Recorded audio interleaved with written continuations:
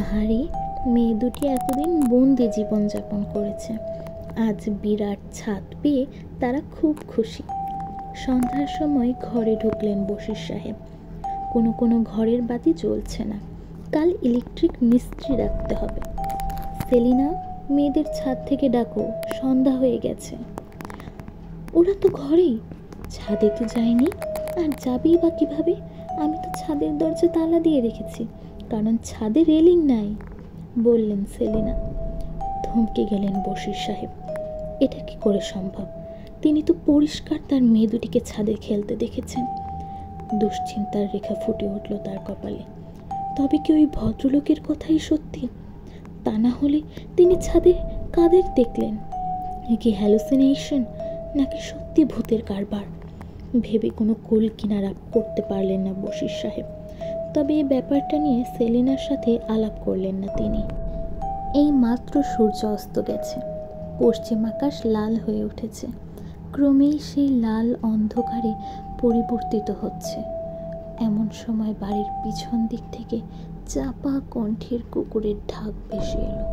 সেই শব্দে কি যেন ছিল, তাতে অতি সাহসী বশির সাহেবেরও বুক কেঁপে উঠল। সেলিনা রান্না করছেন, আর কাজের মেয়ে সাকেরা তাকে সাহায্য করছে।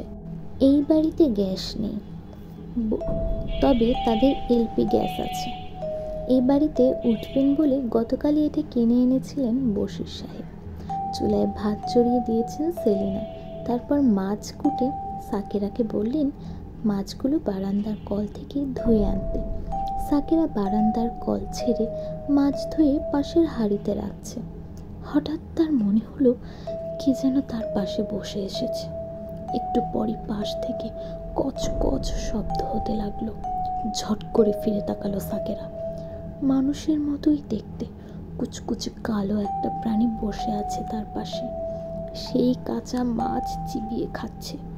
তার সারা গায়ে পশম, চোখ দুটো লাল টকটকে, নাক নাই, নাকের জায়গায় শুধু একটা ফুটো, দাঁতগুলো চোখা চোখা।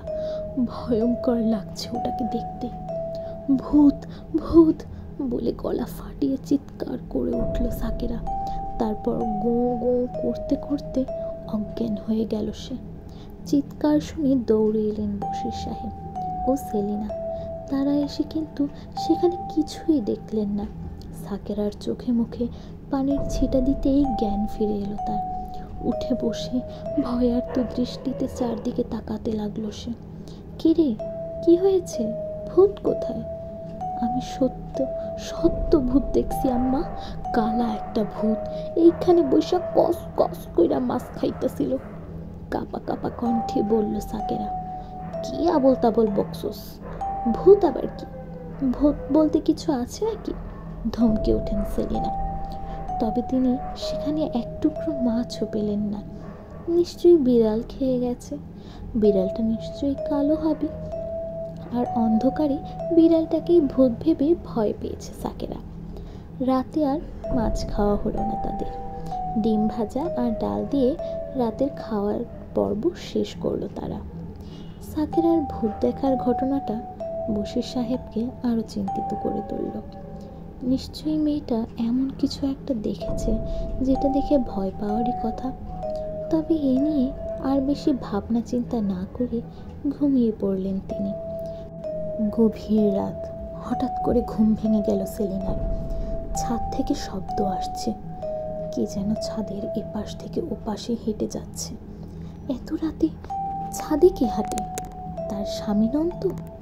তার আবার এ অভ্যাস আছে, ঘুম না হলে তিনি রাতে বারান্দায় হাঁটাহাঁটি করেন। চট করে পাশে তাকালেন তিনি। আরে, তার স্বামী তো তার পাশেই আছেন, ঘুমোচ্ছেন তিনি। আস্তে আস্তে খাট থেকে নামলেন সেলিনা। মেয়ে দুটির পাশের ঘরে ঘুমোচ্ছে। বারান্দায় লাইট নেই, কাল মিস্ত্রি এলে সেটা ঠিক করা হবে। অবশ্যই বাইরে চাঁদনি রাত, চারদিকে ফকফকা জ্যোৎস্না। মেয়েদের ঘরের দরজা ধাক্কা দিতে ক্যাচ ক্যাচ শব্দ করে খুলে গেল সেটা। তিনি মেয়েদের লাইট জ্বালিয়েই ঘুমোতে বলেছিলেন, তারা তাই করেছে। খাটের দিকে তাকিয়েই বয়ে শীতল একটি স্রোত বয়ে গেল সেলিনার শির দ্বারা বেয়ে। খাটে পাশাপাশি 4টি মেয়ে শুয়ে আছে, 2জন সাইমা, 2জন জায়মা। ঢোক গিললেন সেলিনা। আতঙ্কে চোখ বড় বড় হয়ে গেল তার। এসব তিনি কি দেখছেন? তার মাথা ঠিক আছে তো? তিনি নিজের গায়ে চিমটি কাটলেন। না, এ তো স্বপ্ন নয়, এ তো একেবারে সত্যি। তিনি স্বামীকে ডাকতে ফিরে চললেন। এমন সময় নিচতলা থেকে বশির সাহেবের তীব্র মরণ আর্তনাদ ভেসে এলো। দৌড়ে সিঁড়ির দিকে গেলেন সেলিনা। অজানা শঙ্কায় বুক ধুকপুক করছে তার। সিঁড়ির মাথায় থমকে দাঁড়ালেন তিনি। নিচে বসার ঘরের ফ্যানের সাথে ঝুলছেন বশির সাহেব। দেখেই বোঝা যাচ্ছে বেঁচে নেই তিনি। গলায় ফাঁস দিয়ে মারা হয়েছে তাকে। তার চোখ দুটো বড় বড় হয়ে ঠিক বেরিয়ে আসছে।